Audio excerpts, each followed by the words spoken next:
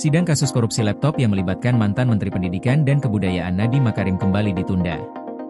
Penundaan ini disebabkan oleh kondisi Nadiem yang masih dalam proses pemulihan pasca operasi. Sidang yang semula dijadwalkan pada Selasa, 23 Desember 2025, di Pengadilan Tindak Pidana Korupsi, Tipikor, Jakarta, terpaksa ditunda dan baru akan dilanjutkan pada Januari 2026. Jaksa penuntut umum dalam persidangan tersebut menyampaikan bahwa berdasarkan surat keterangan dokter yang merawat Nadiem, mantan Mendikbudristek ini belum pulih sepenuhnya dari operasi yang dijalaninya.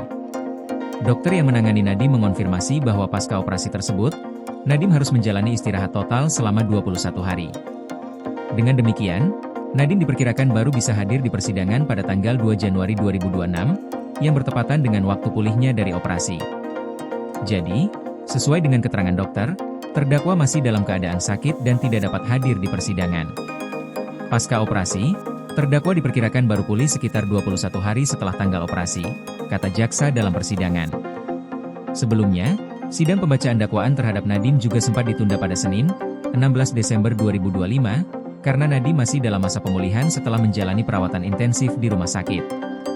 Sementara itu, jaksa penuntut umum telah membacakan dakwaan untuk 3 terdakwa lainnya yang terlibat dalam kasus yang sama, yaitu Sri Wahyuningsih, Direktur Sekolah Dasar Direktorat Jenderal Pendidikan Anak Usia Dini, Pendidikan Dasar dan Pendidikan Menengah tahun 2020 hingga 2021, Mulyad Syah, Direktur SMP Kemendikbudristek 2020, serta Ibrahim Arif, IBAM, seorang tenaga konsultan.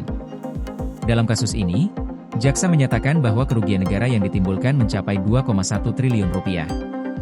Sidang kali ini juga menghadirkan dokter yang merawat Nadiem, yakni Dr. Muhammad Yahya Sobirin, yang menjelaskan kondisi kesehatan Nadiem kepada majelis hakim.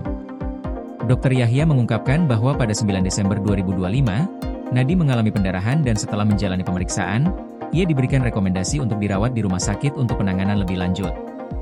Saya sebagai dokter penanggung jawab di cabang Rutan Salemba, Jakarta Selatan, melakukan pemeriksaan pertama kali kepada terdakwa, dan kemudian saya mengeluarkan surat rekomendasi untuk dibawa ke rumah sakit, jelas Dr. Yahya.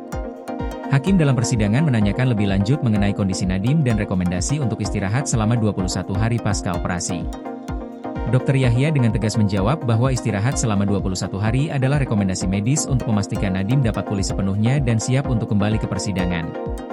Pasca operasi, saya merekomendasikan istirahat selama 21 hari, jawab Dr. Yahya. Mendengar penjelasan tersebut, majelis hakim akhirnya memutuskan untuk kembali menunda sidang dakwaan Nadiem Makarim.